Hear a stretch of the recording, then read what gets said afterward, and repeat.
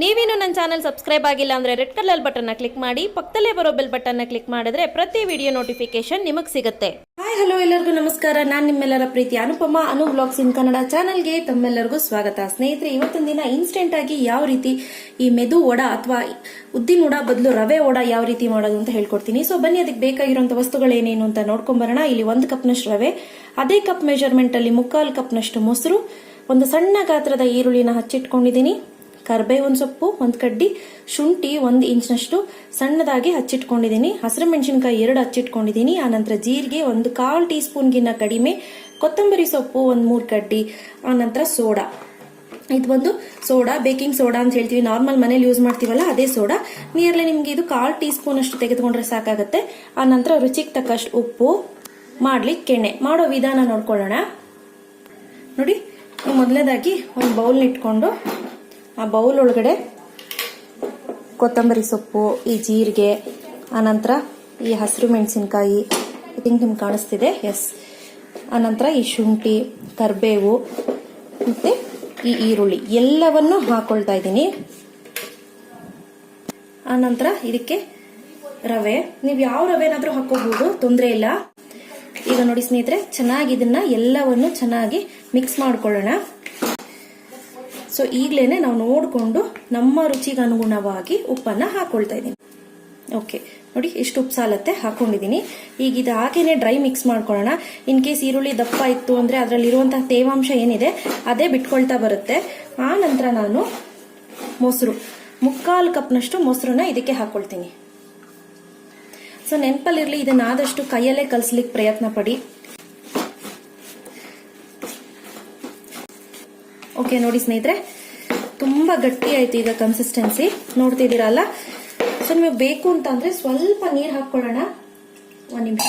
ನೋಡಿ, ಇದು ತುಂಬಾ ಗಟ್ಟಿ ಇದೆ, ಸೊ ಹಂಗಾಗಿ ನಾನು ಜಸ್ಟ್ ಇಲ್ಲಿ 1 ಟೇಬಲ್ ಸ್ಪೂನ್ ಅಷ್ಟು ನೀರನ್ನ ಹಾಕೊಂಡು ಕಲಸಿಡ್ತೀನಿ. ಓಕೆ, ನೋಡಿ ಈ ಕನ್ಸಿಸ್ಟೆನ್ಸಿಲಿ ಇರಬೇಕು ನಮ್ಗೆ. ನಾವು ವಡೆ ಮಾಡ್ಲಿಕ್ಕೆ ನೋಡಿ ಈ ರೀತಿ ಎತ್ಕೊಂಡು ಹಿಂಗ್ ಹೋಲ್ ಮಾಡಿ ನಾವು ಒಳಗಡೆ ಬಿಡ್ಲಿಕ್ಕೆ ಸಲೀಸಾಗಿರ್ಬೇಕು. ನೋಡಿ ಎಷ್ಟು ನೀಟಾಗಿ ಹೋಲ್ ಆಯ್ತು ಅಂತ ಗೊತ್ತಾಗ್ತಿದೆ ಅಲ್ಲ. ನೋಡಿ, ಇನ್ನೊಮ್ಮೆ ತೋರಿಸ್ತೀನಿ. ಒಂದು ವಡೆ ತಗೊಳ್ಳೋಣ, ಜಸ್ಟ್ ಈ ರೀತಿ ಹೋಲ್ ಮಾಡ್ಕೊಳ್ಳೋಣ. ಮಧ್ಯದಲ್ಲಿ ನೋಡಿ ಹೋಲ್ ಮಾಡ್ಬಿಟ್ಟು ಈ ರೀತಿ ಹಾಕ್ಬಿಡೋದು. ಈ ರೀತಿ ಹಾಕೊಂಡೇ ಇರ್ಬೇಕು ನಮಗೆ. ಸೊ ಈಗ ಇದನ್ನ ಮಿನಿಮಮ್ 10 ನಿಮಿಷಗಳ ಕಾಲ ಮುಚ್ಚಿಡ್ಬೇಕು. ಸ್ನೇಹಿತರೆ, ನೆನಪಲ್ಲಿರ್ಲಿ, ನಾವು ಇನ್ನೂ ಸೋಡಾ ಯೂಸ್ ಮಾಡಿಲ್ಲ. ಸೋಡಾ ಹಾಕೋ ಮುಂಚೆ ನಾವು ಯೂಸ್ ಮಾಡ್ಕೋಬೇಕು. ಸೊ ಈಗ ಇದು 10 ನಿಮಿಷ ರೆಸ್ಟ್ ಮಾಡ್ಲಿ. ಓಕೆ ಸ್ನೇಹಿತರೆ, ಈಗ 10 ನಿಮಿಷ ಆಗಿದೆ. ಕನ್ಸಿಸ್ಟೆನ್ಸಿ ಯಾವ ರೀತಿ ಇದೆ ಅಂತ ನೋಡೋಣ. ನೋಡಿ, ತುಂಬಾ ದಪ್ಪ ಮತ್ತೆ ಗಟ್ಟಿ ಅನ್ನಿಸ್ತಿದೆ, ತುಂಬಾ ಹಾರ್ಡ್ ಅನ್ನಿಸ್ತಿದೆ ನನಗೆ. ಸೊ ಈಗ ನಾನೇನ್ ಮಾಡ್ತೀನಿ, ಬೇಕು ಅಂದ್ರೆ ಜಸ್ಟ್ ಇನ್ನು 1 ಟೀ ಸ್ಪೂನ್ ಅಷ್ಟು ನೀರ್ನ ಇದಕ್ಕೆ ಹಾಕೊಳ್ಳೋಣ. ಸೊ ಹಾಕೊಂಡು ನೋಡೋಣ, ಕಲ್ಸ್ಕೊಳ್ಳೋಣ, ಕನ್ಸಿಸ್ಟೆನ್ಸಿ ಕರೆಕ್ಟ್ ಆಗಿ ಬರುತ್ತಾ ಏನು ಅಂತ. ಓಕೆ, ನೋಡಿ ಈಗ ಕನ್ಸಿಸ್ಟೆನ್ಸಿ ಕರೆಕ್ಟ್ ಇದೆ. ಈ ರೀತಿ ಮಾಡಿ, ಎಸ್, ಕರೆಕ್ಟ್ ಆಗಿ ಬರ್ತಿದೆ ಈಗ. ಸೊ ಈಗ ಅಷ್ಟರಲ್ಲಿ ನಾನು ಎಣ್ಣೆ ಕಾಯ್ಲಿಕ್ಕೆ ಇಟ್ಕೊಳ್ತೀನಿ. ಓಕೆ ಸ್ನೇಹಿತರೆ, ನೋಡ್ತಾ ಇರ್ಬೋದು, ಎಣ್ಣೆ ಕೂಡ ಕಾದಿದೆ. ಈಗ ನಾನು ಏನ್ ಮಾಡ್ತೀನಿ ಅಂದ್ರೆ ನೋಡಿ, ಇಲ್ಲಿ ಇದಕ್ಕೆ 1/4 ಸ್ಪೂನ್ ಅಷ್ಟು ಸೋಡಾ ಹಾಕೊಳ್ತಾ ಇದ್ದೀನಿ. ಸೋಡಾ ಹಾಕಿದ ನಂತರ ಒಂದ್ಸತಿ ಮಿಕ್ಸ್ ಮಾಡ್ಕೊಳ್ಳಿ. ಸೊ ಇನ್ನೇನು ನಾವು ಎಣ್ಣೆಗೆ ಹಾಕ್ತೀವಿ ಅನ್ನೋ ಮುಂಚೆನೆ ನಾವು ಸೋಡಾ ಹಾಕೋಬೇಕಾಗುತ್ತೆ. ಅದಕ್ಕಿಂತ ಮುಂಚೆ ಹಾಕೊಂಡ್ರೆ ಎಣ್ಣೆ ಕುಡಿದ್ಬಿಡತ್ತೆ. ಸೊ ಇದೊಂದು ಟಿಪ್ನ ನೀವು ನೆನಪಲ್ಲಿ ಇಟ್ಕೋಬೇಕು. ಕಾದಿದೆಯಾ ಇಲ್ವಾ ನೋಡೋಣ. ಹಾಕಿದ ತಕ್ಷಣ ಮೇಲ್ ಬರಬೇಕು.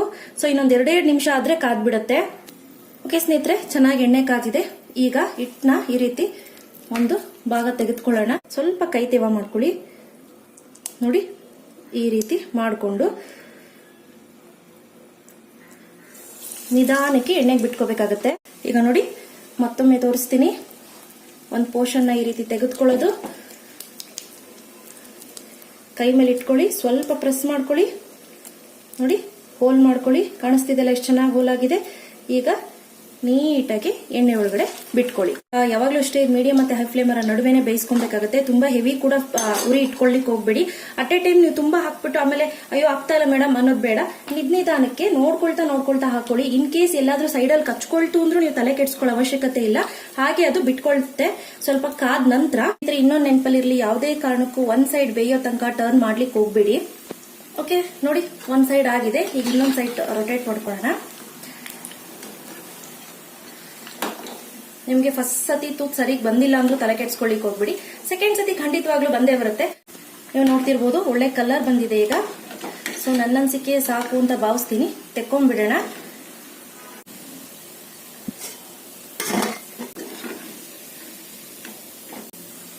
ಸ್ನೇಹಿತರೆ, ನಿಮ್ಗೆ ನೋಡ್ತಿದ್ರೇನೆ ಗೊತ್ತಾಗ್ತಿದೆ ಯಾವ ಹೋಟೆಲ್ ಉದ್ದಿನ ವಡೆಗಿನ್ನ ಏನ್ ಕಡಿಮೆ ಇಲ್ಲ ಅಂತ.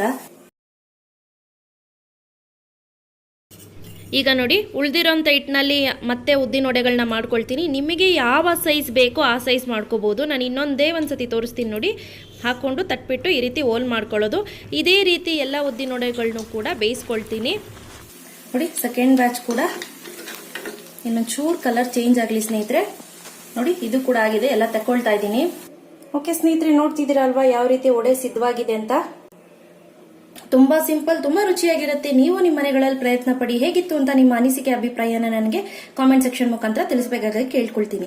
ನೀವೇನು ನನ್ನ ಚಾನಲ್ ಸಬ್ಸ್ಕ್ರೈಬ್ ಆಗಿಲ್ಲ ಅಂದ್ರೆ ರೆಡ್ ಕಲರ್ ಬಟನ್ ನ ಕ್ಲಿಕ್ ಮಾಡಿ, ಪಕ್ಕದಲ್ಲೇ ಬರೋ ಬೆಲ್ ಬಟನ್ ನ ಕ್ಲಿಕ್ ಮಾಡಿದ್ರೆ ಪ್ರತಿ ವಿಡಿಯೋ ನೋಟಿಫಿಕೇಶನ್ ನಿಮಗೆ ಬರುತ್ತೆ.